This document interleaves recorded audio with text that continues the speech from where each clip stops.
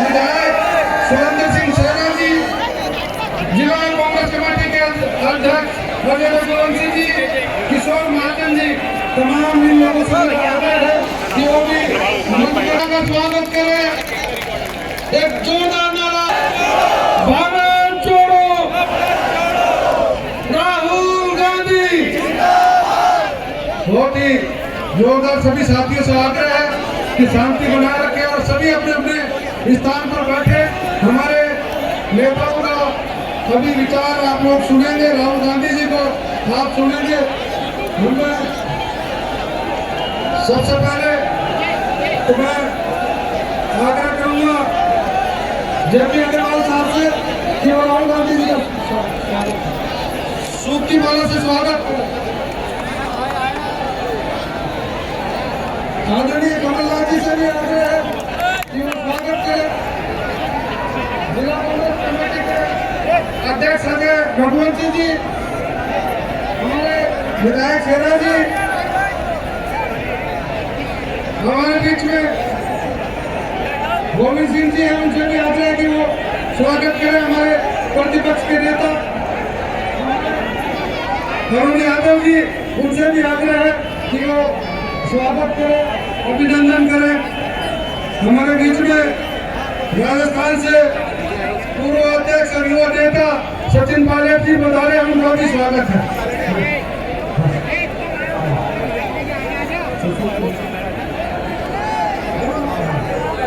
मैं अभी निवेदन करूंगा सबसे पहले हमारे प्रदेश कांग्रेस कमेटी के अध्यक्ष आदरणीय कमलनाथ जी कि वो हमारा स्वागत भाषण आदरणीय राहुल गांधी जी अपने विचार रखेंगे। युवाओं, प्रेस के हमारे मित्रों, आप सबका यहाँ बहुत बहुत स्वागत, नमस्कार।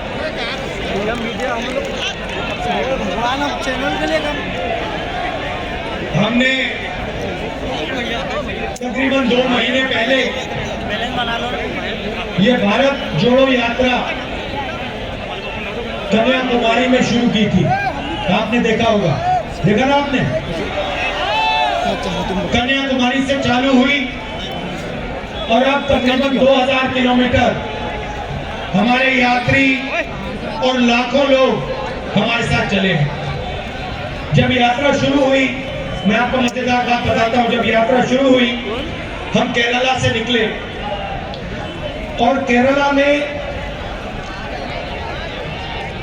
बहुत बड़ा रिसेप्शन था। और जब मैं केरला से निकल रहा था, मैंने सोचा कि भाई अब केरला को कोई हरा नहीं सकता, मतलब लाखों लोग निकल गए। और फिर मैं महाराष्ट्र पहुंचा और महाराष्ट्र केरला से आगे निकल गया। अभी ताली मत बजाओ, अभी मत बजाओ, ताली बजाने का टाइम आएगा।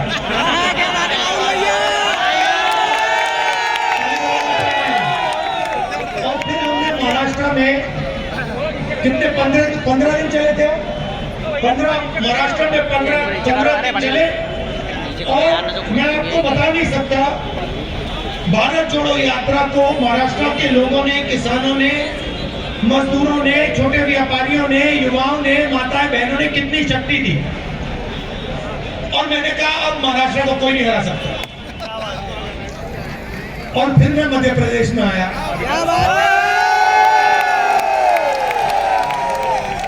और पता लगा कि मध्य प्रदेश ने पहले दिन में महाराष्ट्र को हरा दिया।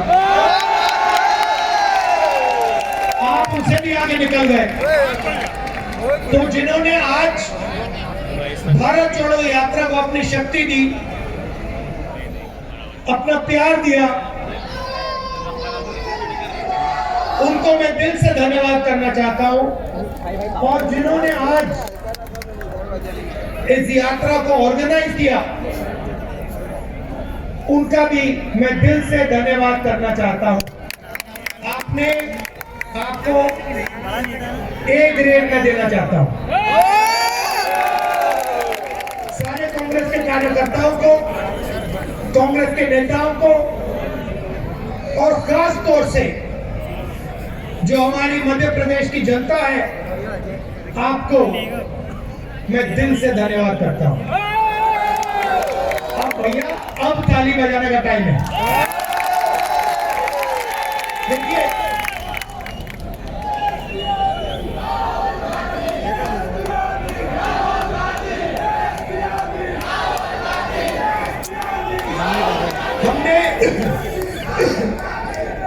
हमें लगा हिंदुस्तान में, हमें लगा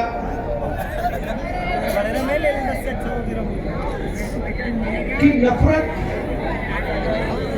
डर और हिंसा का माहौल बीजेपी के लोगों ने बना दिया है। और हमने बहुत कोशिश की, जो जनता की आवाज थी, चाहे वो किसानों की आवाज हो, मजदूरों की आवाज हो, छोटे व्यापारियों की आवाज हो, हमने पहले उसको लोकसभा में, राज्यसभा में उठाने की कोशिश की। किसानों के 3 काले कानून आए, उसके बारे में हमने बात करने की कोशिश की विधानसभा, सॉरी लोकसभा। उससे पहले प्रधानमंत्री जी ने नोटबंदी लागू की थी, आपको याद होगा, सबको याद है। 500 रुपए, 1000 रुपए का नोट उन्होंने रद्द कर दिया। और आप किसी भी छोटे व्यापारी से पूछो, आज मैं उनके साथ चल रहा था, उनके सारे के सारे बिजनेस एक के बाद एक, एक के बाद एक, एक के बाद एक, लाखों बिजनेस हिंदुस्तान में बंद हो गए। और जो बचे, गलत जीएसटी लागू करके, 5 अलग अलग जीएसटी, 28% तक टैक्स लागू करके उन्होंने जो बच गए थे उनको भी उड़ा दिया। और देखिए, पार्लियामेंट में हमने बात उठाने की कोशिश की, और जब भी हम पार्लियामेंट में बात उठाते थे, जैसे ही हमने बात उठाई, मैं आपको दिखाता हूं क्या होता था, ऐसे माइक ऑफ हो जाता था।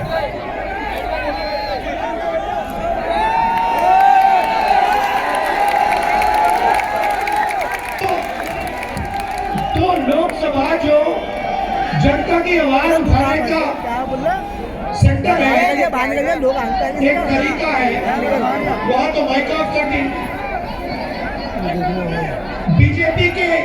बीजेपी ने, अच्छा, मैंने शुरुआत में कहा, भाइयों और बहनों, प्रेस के हमारे मित्र तो हैं, मगर हमारी बात कभी नहीं उठाते। देखो, पीछे के प्रेशर, पीछे इनके बेचारे के, ये कुछ नहीं कर सकते, मैं समझता हूं, इनकी गलती भी नहीं है। तो मीडिया हमारी बात नहीं उठाती, सिर्फ हमारी नहीं, विपक्ष की बात नहीं उठाती। लोकसभा का रास्ता बंद। अच्छा, मध्य प्रदेश में हम चुनाव जीत गए, हमारी सरकार थी, और करोड़ों रुपए लेकर 20-25 भ्रष्ट विधायकों को खरीद लिया और सरकार बना ली।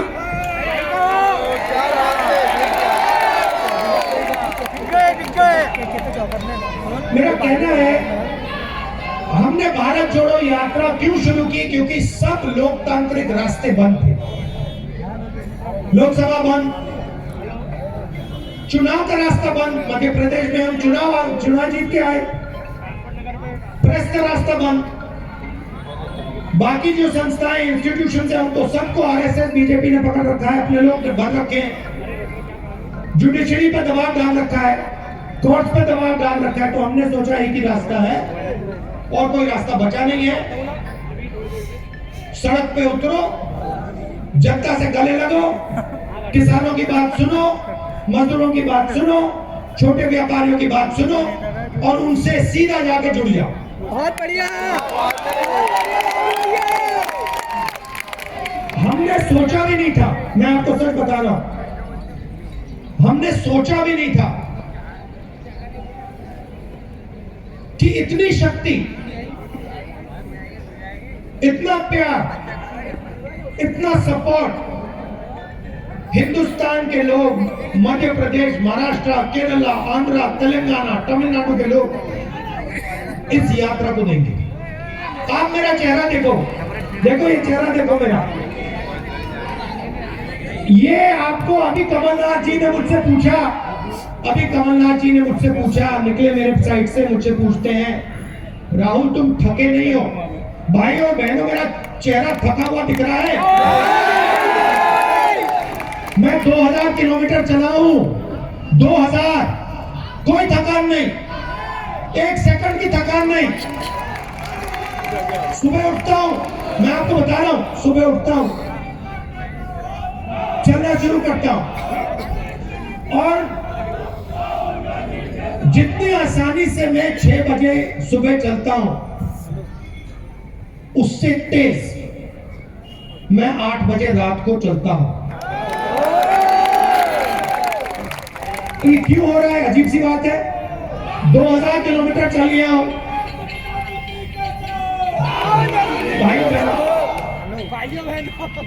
भाइयों बहनों, मित्रों,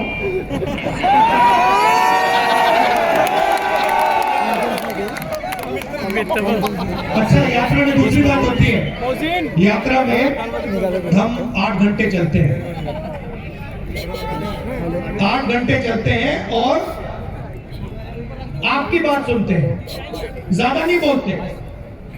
मैं ज्यादा टाइम चुप रहता हूं। जो मेरे साथ चल रहे हैं उनसे आप पूछ लो। आज मेरे साथ किसान चले हैं, युवा चले हैं, माताएं बहनें चली हैं, व्यापारी चले हैं, पंडित चले हैं। मैं बोलता नहीं, मैं सुनता हूं। 2-3 सवाल पूछता हूं, कैसे हो, परिवार कैसा है, क्या कर रहे हो, क्या मुश्किल है, किन चीजों को बदला जा सकता है, ये सवाल पूछता हूं और सुनता हूं। 8 घंटे सुनता हूं और घड़ी देख लेना आप, 15 मिनट 20 मिनट में बात करता हूं। मतलब 8 घंटे सुनता हूं, 15-20 मिनट बोलता हूं। मतलब 8 घंटे आपकी मन की बात चलती है, 15 मिनट मेरी मन की बात चलती है। इसीलिए मैं भाइयों बहनों को कह रहा था 15 मिनट मेरे हैं, 15 मिनट तो बोलने दो। तो ये यात्रा हमने नफरत, हिंसा, डर के खिलाफ शुरू की। देखिए, हिंदुस्तान नफरत का देश नहीं है, हिंसा का देश नहीं है। सच बताओ तो हिंसा और नफरत जैसी कोई चीज नहीं होती। डर होता है, जिसके दिल में डर होता है वो हिंसा करता है, वो नफरत फैलाता है। जिसके दिल में डर नहीं होता है वो हिंसा और नफरत नहीं फैला सकता, उसके दिल में होती नहीं। मेरा कहना है जो हिंसा होती है वो डर का एक रूप होता है, जो नफरत होती है वो डर का एक रूप होता है। और जो बीजेपी की सरकारें होती हैं वो जानबूझकर डर फैलाती है। आप पूछोगे किसके दिल में डर, मैं बताता हूं। आप किसी भी किसान से बात करो और उससे पूछो, भाई बताओ तुम्हें कांग्रेस सरकार के समय डर लगता है या बीजेपी की सरकार के समय डर लगता है?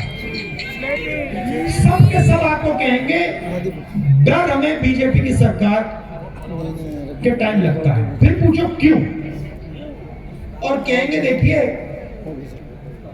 बीजेपी की जो सरकार होती है वो किसान की मदद और किसान की रक्षा नहीं करती है। खेती आसान काम नहीं होता है। किसी ने मुझे कहा ओ आप 2000 किलोमीटर चल लिए, ये कोई मुश्किल काम नहीं है।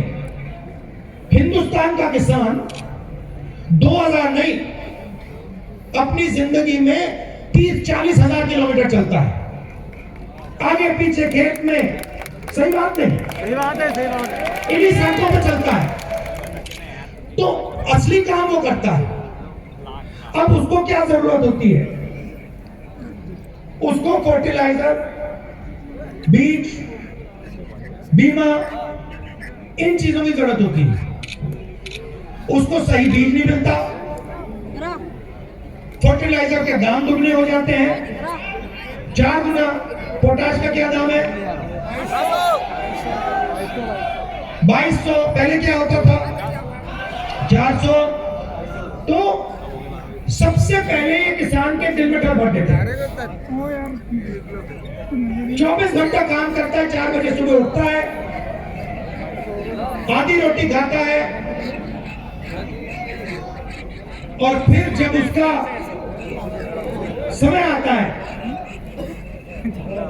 चाहे गेहूं हो, सोया हो, केला हो, बेचने का समय आता है, तो दिल्ली में बीजेपी के लोग एक्सपोर्ट इंपोर्ट की पॉलिसी बदल देंगे और दाम को गिरा देंगे। तो पूरी की पूरी मेहनत 2-3 दिन में गायब हो जाती है। एमएसपी नहीं दिलवाएंगे। और अगर किसी किसान का खेत बर्बाद हो जाए, आंधी आ जाए, तूफान आ जाए, बीमा का पैसा मध्य प्रदेश में उसको नहीं मिल सकता। ऐसे किसान के दिल में ये डर पैदा करते हैं। युवाओं के दिल में डर कैसे पैदा करते हैं? तो युवाओं को रोजगार कौन देता है? भैया ये एम्बुलेंस है क्या? युवाओं को क्या चाहिए होता है? युवा क्या चाहता है? रोजगार। अच्छा, अब रोजगार देता कौन है?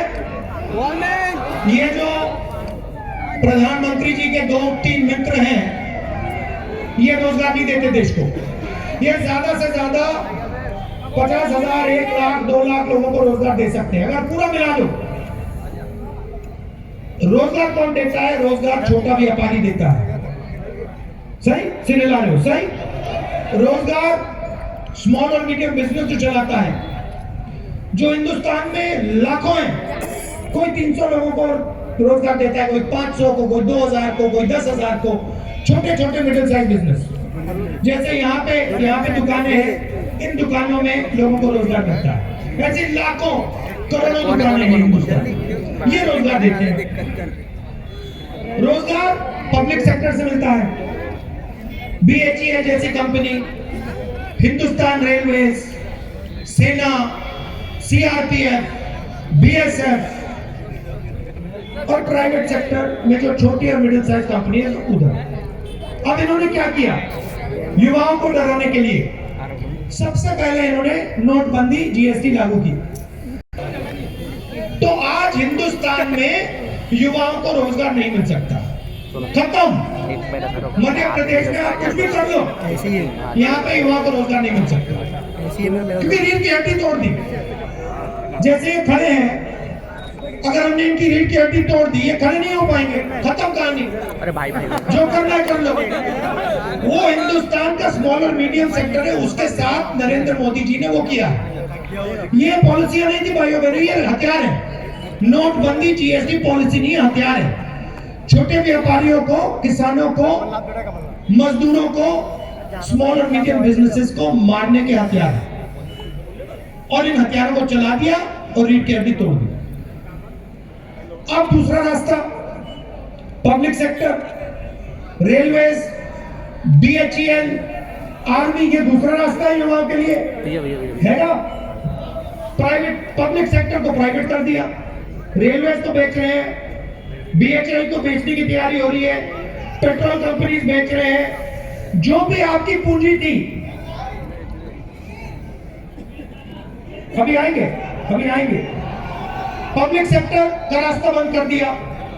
और जो आखिरी रास्ता था, जो भैया ये हमारा झंडा, ये इसको आगे लाओ, तिरंगे की याद आओ, मैं दिखाना चाहता हूं।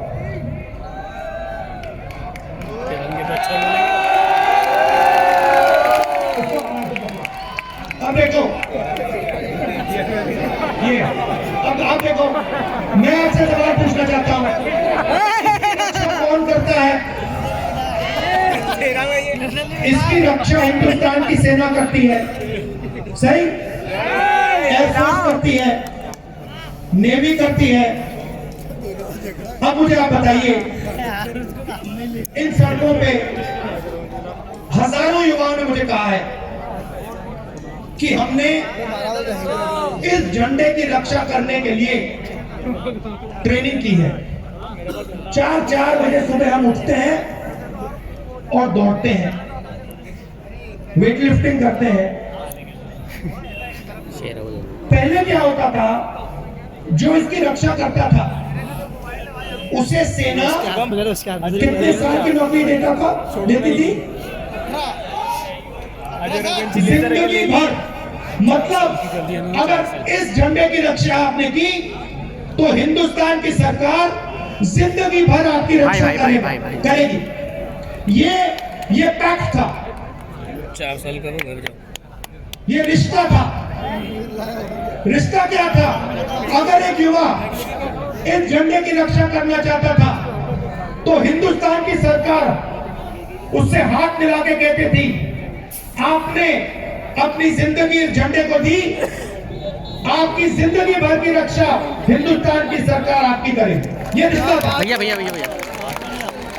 अब ये रिश्ता, ये पवित्र रिश्ता, इस रिश्ते को नरेंद्र मोदी जी ने तोड़ दिया। कैसे तोड़ा? नरेंद्र मोदी जी कहते हैं कि जो भी युवा इस झंडे की रक्षा करना चाहता है उसे हम 6 महीने की ट्रेनिंग देंगे और 4 साल बाद उसे लात मार के भगा देंगे।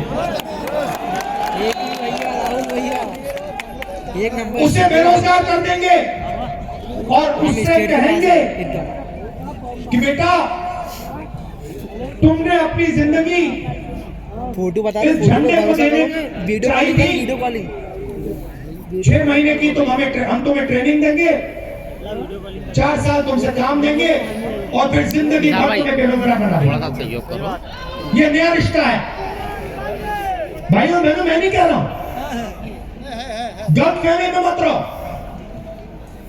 कन्याकुमारी से मध्य प्रदेश तक हजारों युवाओं ने मुझे यह बात बोली है, एक ने नहीं, हजारों युवा ने मुझे कहा है कि हम सेना के लिए अपनी जान देने के लिए तैयार थे, हमसे यह रास्ता क्यों छीना गया है? बिल्कुल गलत काम है।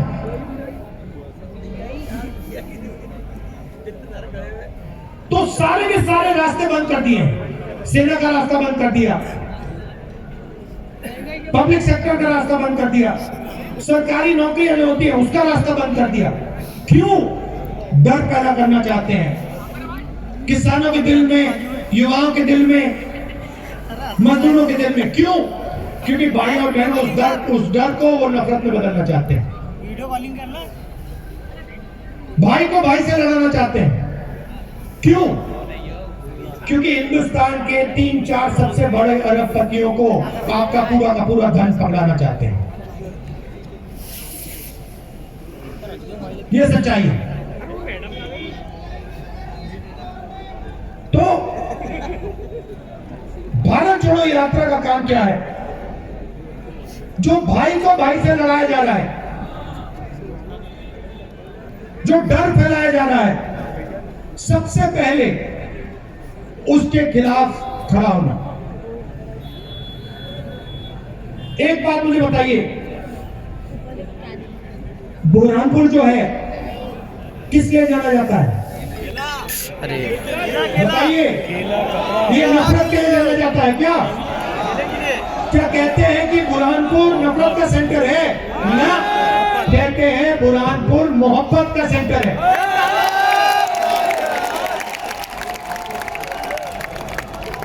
ये हम आपको नहीं कह रहे हैं, ये आप हमें कह रहे हो।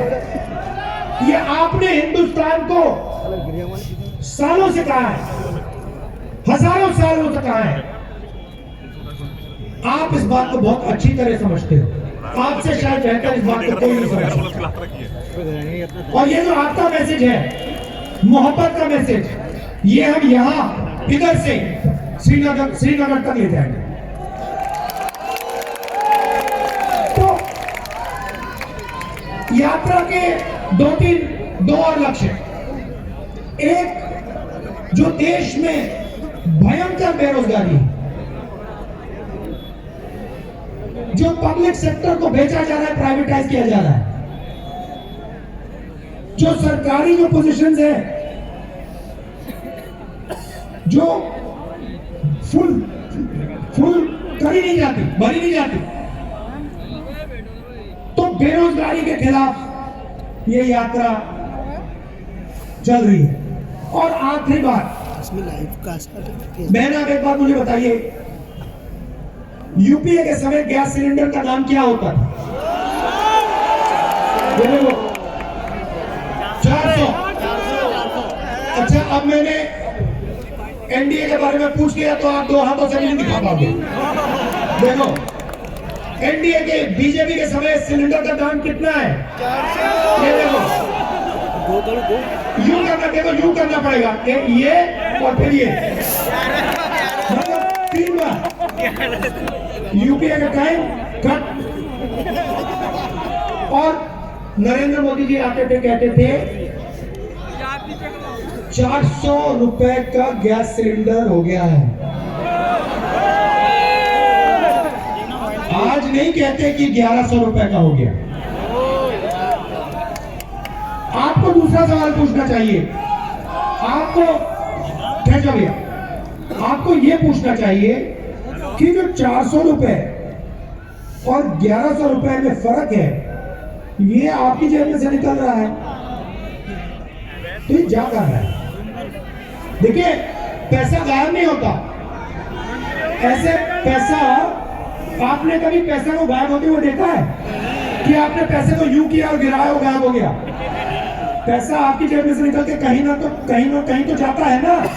तो आपको ये सवाल पूछना चाहिए, ये गैस सिलेंडर का 400 रुपए 1100 रुपए के बीच में फर्क है, ये जा कहां रहा है? और दूसरा सबसे बड़ा सवाल, फिर से लाइव नहीं हुआ, यूपीए के समय पेट्रोल का दाम क्या होता था? 60 रुपए। बीजेपी के समय 160 रुपए।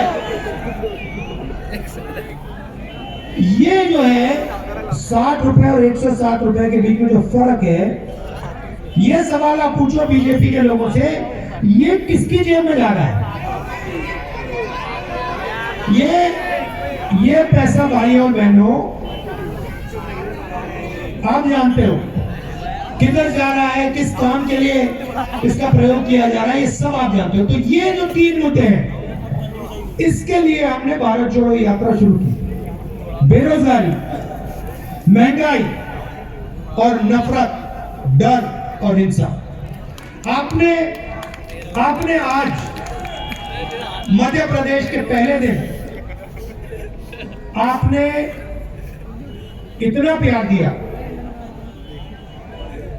इस यात्रा की इतनी मदद की और इतने लोग चले, मैं आपको स्टेज से पूरा धन्यवाद ही नहीं कर सकता।